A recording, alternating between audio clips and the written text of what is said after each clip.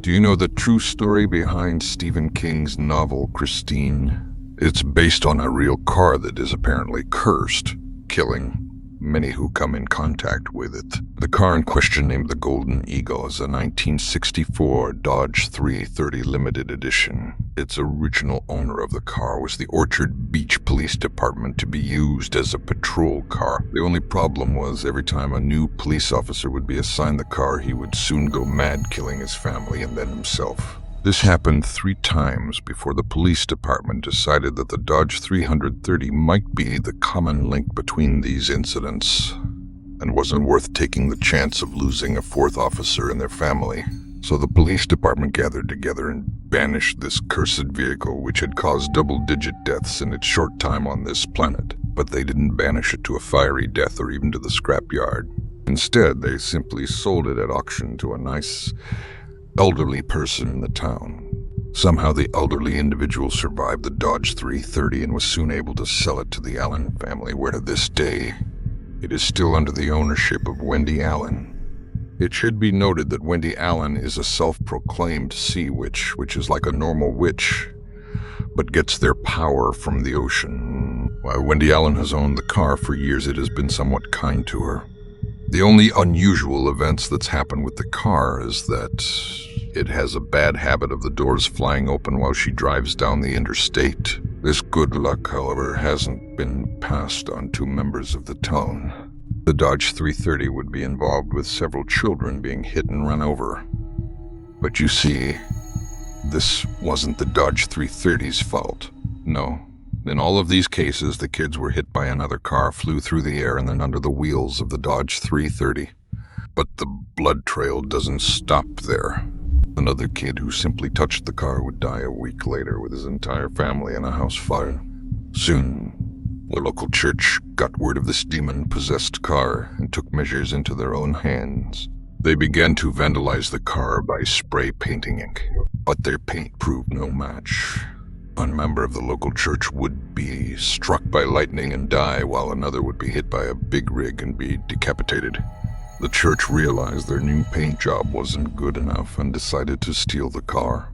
Once in their possession, they chopped the car up into smaller pieces and scattered the remains into several different scrap yards in the area.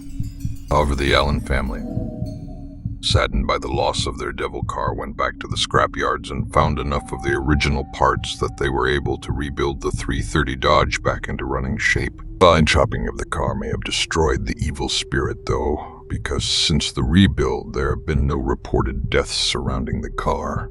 Its doors, however, still fly open occasionally on the interstate. This, however, is where the common legend of the Golden Eagle stops. This is the version that most likely inspired Stephen King and what most people know about the 330. But for Wendy Allen, everyone has it all wrong. I came across Wendy Allen's personal website where she tells her account of events that surround her lifelong car, which has been accused of murder. She claims that the events before are all fake and made up by locals, creating an urban legend around the car. Wendy has her own timeline of events which she claims is true and in some ways is even more interesting than the supposed fake events before. The car was bought new by the Orchard Beach Police Department in 1964. Shortly after the purchase of the vehicle, a police officer who was using it died. Another officer who believed this to be a bad omen had the car put in the garage, and this would explain why the car was never given the traditional black and white paint job, but instead maintained the factory silver.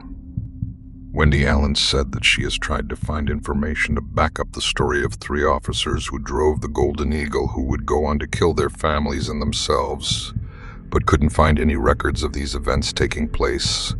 But these events did happen before she was born in a small town. Anyways, the car would then be sold to Dr. LaRochelle, the local doctor.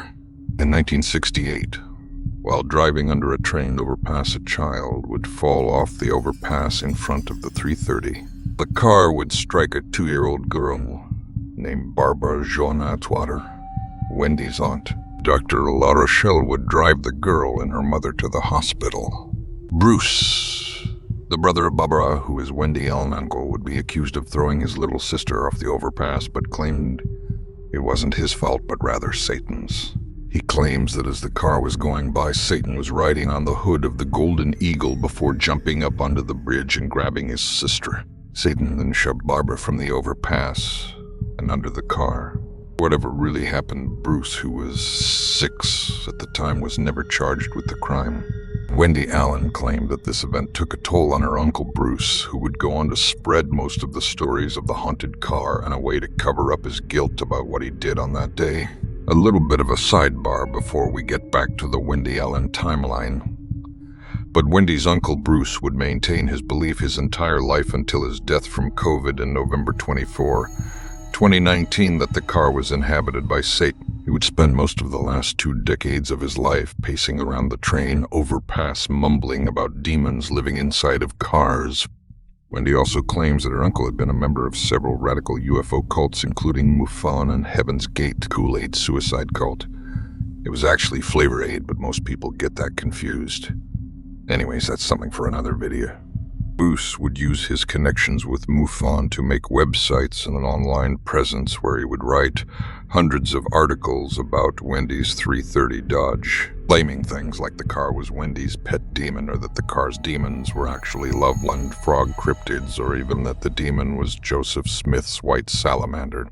These claims and the hundreds of articles Bruce would write surely would help fuel the urban legend off the Dodge 330. But anyways, back on track. Sidebar finished.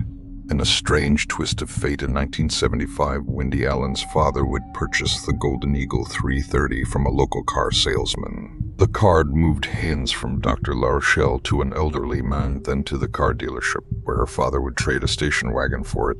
At this time, the car had already gathered a legend of being the world's most haunted car, with the claims that should sound familiar of 3 police officers and their families dying, as well as over a dozen hit and runs. However, according to the VIN number, the only incident at this time was the one of the train overpass involving Wendy's aunt and uncle. Wendy would be 3 at the time of the purchase, but her father must have been having legal problems at the time and was unable to register the car under his own name. Instead, the car was registered under the 3-year-old Wendy's name. I guess back then you could just do that and nobody asked any questions. Either way, Wendy would officially become the owner of the world's most haunted car at the age of 3. After a while, Wendy's car would sit in the family's rose garden, and she would use it as her dollhouse. One day, Wendy and her cousins were helping a local zookeeper named Helen Pearlie look for an albino monkey that had escaped from the White's Animal Zoo. Just normal Saturday stuff anyways. A group of 31 kids ranging from 3 to 12 spotted the monkey and chased after it into a swamp. After chasing after the monkey for a while, they lost track of it because something else had caught their attention.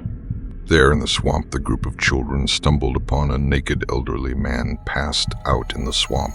The man had been very sick with a high fever and was malnourished.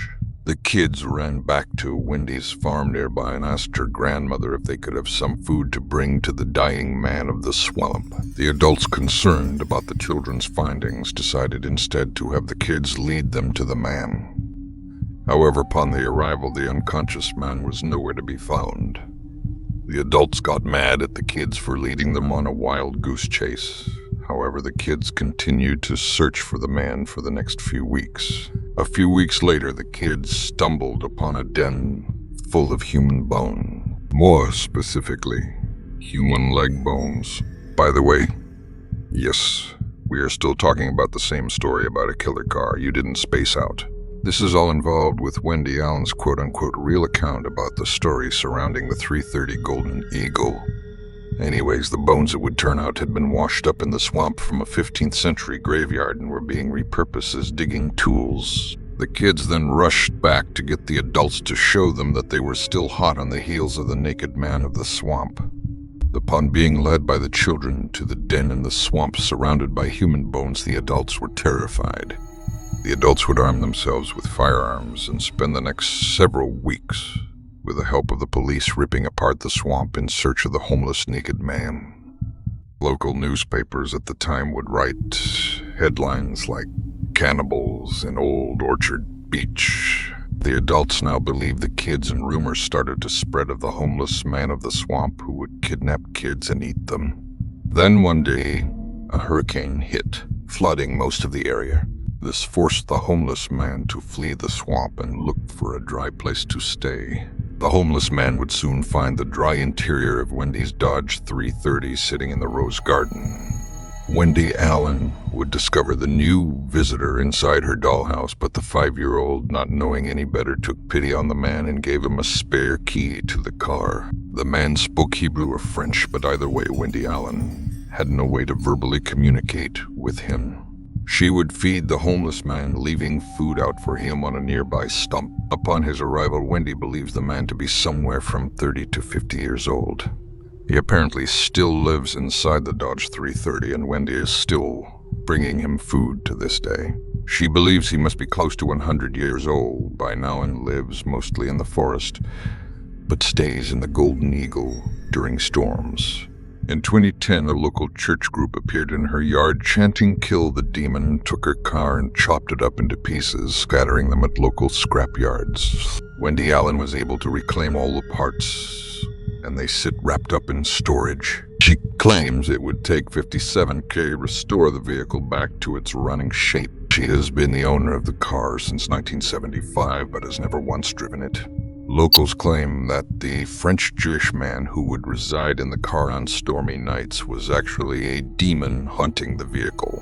Apparently, Wendy Allen and the homeless World War II veteran continue to get harassed to this day. Wendy Allen claims that the only true unsettling event that surrounds her 330 Dodge was the overpass event involving her uncle and aunt. At the time of these events, Orchard Beach, Maine would have had a population ranging from 6,000 to 8,000. So if these events were true, the citizens must have been terrified. Either way, this story is super interesting.